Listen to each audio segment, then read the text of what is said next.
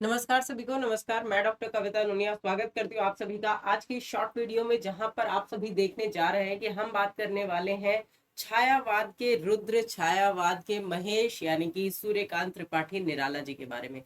कि हमारी लेखक की पंचायत की जो हमारी सीरीज चल रही है उसमें मैं आप सभी को रूबरू कराती हूँ बहुत ही महत्वपूर्ण लेखककारों के स्वरूप से, उनके जीवन परिचयात्मक और उनके रचनाओं से, जो हमारे लिए बहुत इंपॉर्टेंट है हिंदी साहित्य के अंतर्गत। हम जब जिन भी लेखकों को, जिन भी कवियों को हम पढ़ते हैं, वहां से उनके परिचयात्मक अध्ययन से भी बहुत सारे प्रश्न पूछे जाते हैं। तो इस शॉर्ट वीडियो में आपको निराला जी जो है वो टिप्स पे हो जाएंगे। जो भी पॉइंट्स मैं आप सभी को बताने जा रही हूँ उनको जरूर ध्यान रखिएगा।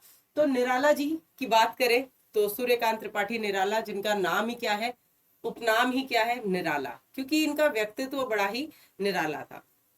चाहे कैसे भी परिस्थिति रही हो, इन्होंने अपनी परिस्थितियों से समझौता नहीं किया।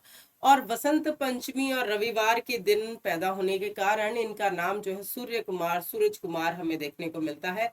लेकिन इन्होंने इसे बदल करके और उसे बाद में सूर्यकांत के नाम से ये लेखन करने लगे। उपनाम जो है इनका निराला है। रामविलास शर्मा जी ने इनके ऊपर जो इनकी रचनावली है वो 8 खंडों में प्रकाशित भी की है। तो रामविलास शर्मा जी जब बात करते हैं तो रामविलास शर्मा जी ने इनके बारे में बहुत सारी महत्वपूर्ण बातें जो है वो इसके अंतर्गत की भी है, जिनको हम यहाँ सभी जो है देखेंगे। चलिए, तो जब हम निराला जी की बात करते हैं तो सबसे पहले बात आती है इनके जन्म की। कि जन्म, तो निराला जी का जन्म हुआ 1899 ईस्वी में। मृत्यु होती है 1961 में इलाहाबाद में। और जन्म हुआ बंगाल में, मृत्यु होती है इलाहाबाद। पिता का नाम राम सहाय त्रिपाठी, माता का नाम रुक्मणी।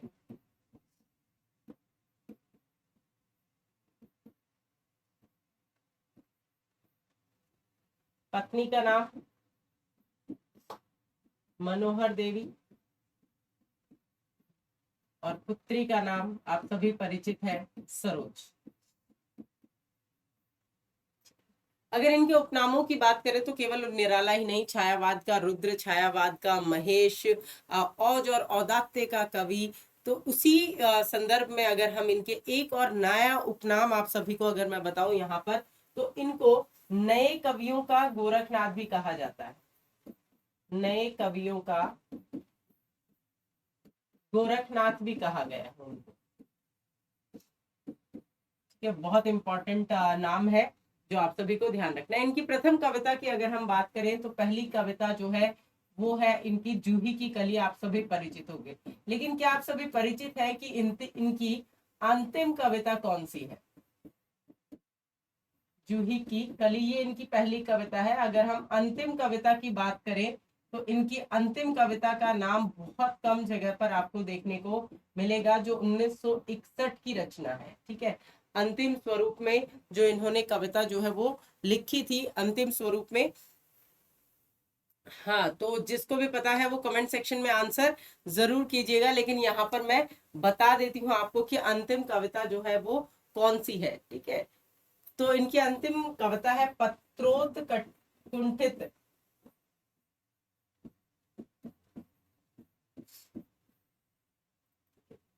विष बुझा हुआ, विष बुझा हुआ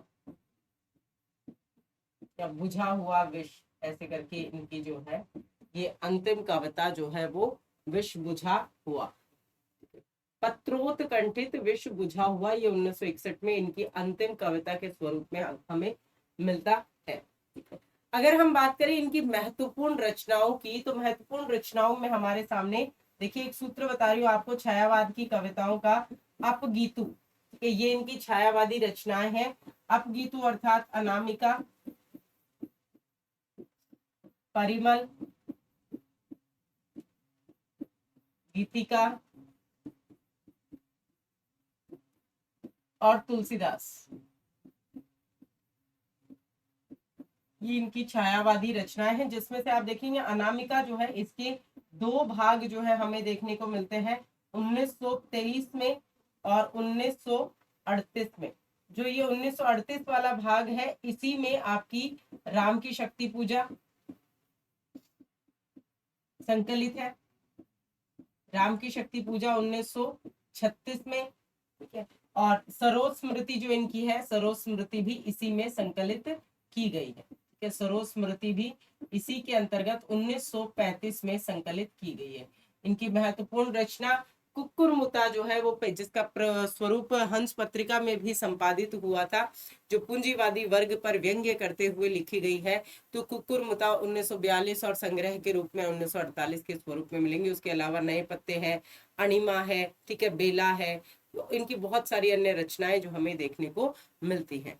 तो वास्तव में ही निराला जी के बारे में रामचंद्र शुक्ल जी ने कहा है कि निराला जी बहुवस्तु स्पर्शिनी थे, यानी कि बहुमुखी प्रतिभा के धनी थे, और उन्होंने काव्य के क्षेत्र में बहुत सारी चीजों का स्पर्श करते हुए अपनी रचनाएं लिखी हैं। इसी तरह के निराले व्यक्तित्व के साथ में हम निराला जी के बारे में यहाँ पर पढ़ चुके हैं, और अगले लेखक की पंचायत में होंगे एक और लेखक मेरे साथ में आप सभी से होंगे रूबरू, जिनके बारे में हम जानेंगे इस महत्वपूर्ण शॉर्ट सेशन में। तो आप सभी बने रहें हमारे साथ, और चैनल को सब्सक्राइब करना ना भूलें, इस वीडियो को लाइक और शेयर करना ना भूलें। धन्यवाद।